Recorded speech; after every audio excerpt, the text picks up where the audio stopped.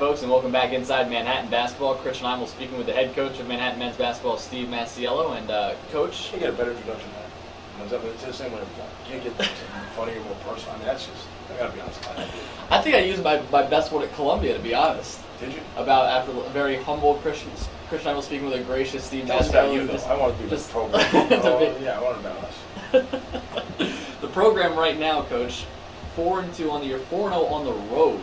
Again, after a grind-out victory. Boycotting Dratty. Boycotting Dratty. Taking a stand.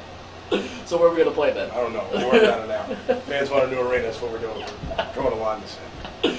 A victory at Hofstra over the weekend. When you looked at that game, the first half, it started off somewhat similar to Fordham. They shot a high percentage. You guys were able to get your way back into the ball game in the second half. What have you seen the last two games that have been the changes in the second half defensively? You know, I really think it's been and I'm not quite sure the reasoning for it, but I've just seen a sense of urgency happen that happened with Fordham in the second half, that happened with Hofstra, where we become a more defensive-minded team in the second half. I don't know if its teams are much more up for us than we are for them to start the game. But then I say, well, our approach has been the same when we were up on Illinois State early to start the game. I don't know if teams are kind of have us circled a little more, and we're not understanding that as a team and a program, and maybe we have to make a bigger deal of how teams are handling us early. But it's been a theme where we've started games not bad, but maybe not where the other team has been, not really ready to play. I got to take some of the blame for that, something we've spoken about, but we've responded to it well every time. That's something I'm happy with. You talked about obviously not caring about the preseason rankings, not where you start, it's where you finish. But is there a different mentality in terms of maybe for an opposing team when you see the number one preseason team that now there's a target on the back almost? I think I also think that we've gotten a lot of attention. Again, what people don't understand is, until you're putting on the uniform, until you're in the locker room, this is new for Manhattan basketball. It's never been here before. This is uncharted territory since 2003. We're not talking like 3 years ago. We're talking 10 years ago. So these guys don't understand that we are circled now on the schedule. That guys are coming out saying George Beeman's a pro. We got to play against him. That you're playing against one of the best defensive players in the country. A program of where we are right now. It's uncharted territory for all of us. It doesn't mean it makes it right. It just means that we have to understand this and then do something about it. And it's something we talk about as a team. It's something we talk about every day. That every time we take the court, it's a little different than we were 20 months ago. We took the court 20 months ago, trying to go after everyone, and we had to make a chip on our shoulder. We got no respect. Now, everyone's starting to do it to us. And I think we'll get it. I think we'll understand it.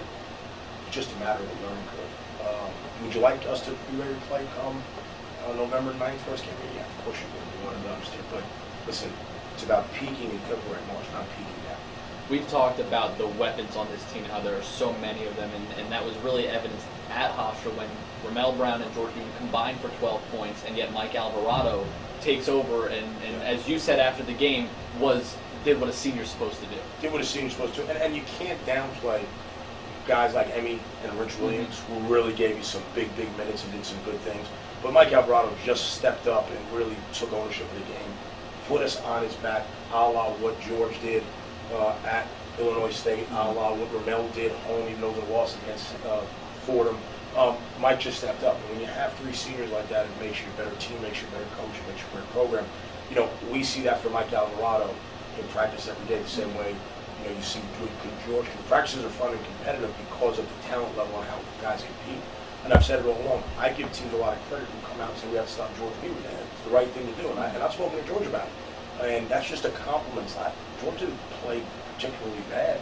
Teams are ready for him, and they should be, as rightfully so. He deserves that type of attention, and we have other guys that can step up and make plays, and we're fortunate to get a good role. In regards to George, over the last couple of games, and you talked about just a moment ago, guys keying in on him. Is it one of those things where you try to run the offense more to get George better looks, or do you just say, okay, we'll let Ramel beat you, we'll let Mike beat you, we'll let Emmy, whatever it is, Shane? Our offense is all predicated on motion, and we run a lot of stuff with multiple options and multiple reads, which is one of the reasons we don't really get I'd say, in sync defensively and offensively to around January. It takes a while. Now, with the veteran guys, not as much, but with the put freshmen into it. But to answer your question it's basically George making a read. So let's say he's coming off a back screen. If the team switches that back screen to give George attention, we have a counter to that. If they don't switch it, let's say they go underneath, George has a read. So everything's based off the read of what we do. Our whole thing is within the offense, there's 5 or 6 reads we'll make on a certain possession. Based on how they play it, it basically tells us what we're going to do. And I have a great luxury as a coach because it's not one of those things where you have to force things and say, okay, we got to get to this option. Because, okay, if you do take this away, well, it's Mike Alvarado on the pick and roll. If you do take that away, it's Hemi Anyar on an ISO on the weak side. If you take that away, we're going to go side pick and roll and lift Shane Richards and see how you play the role or Shane. So, we run side pick and roll with Mike and Ramel, and Shane's lifting from the strong corner. And you play that role with Shane Richards' man. Well, yeah, we wanted to go to Ramel, but now we're going to go to Shane for the 3. Well, if you stay home with Shane, well, then we're going to hit the roll. So everything's a read. It's nothing that's forced. It's nothing that we say we have, and that's a luxury of having so many weapons. Then you just let guys that make the reads, and you take what the defense gives you. That's kind of how we play. We talked about him prior to Hofstra, and you mentioned the things that obviously it wasn't Bahamas. He had to have his knee scoped, but Rich Williams getting more opportunities and more minutes playing. Yeah. Rich Williams or Rashawn Stores and Ashton Pankey, or you're talking AP, 2 years hasn't played, just got on the court, really 100%, I say, late September, really when he was finally ready to go, first week of October. Rashawn Stores just got on the court the week of the LaSalle game. We didn't talk about it publicly, I was tired of talking about injuries in this program, so we didn't talk about it. He missed the whole Bahamas trip. Rich Williams, for a variety of issues, didn't get eligible till late, then gets the knee scope, and really is right now in like September form.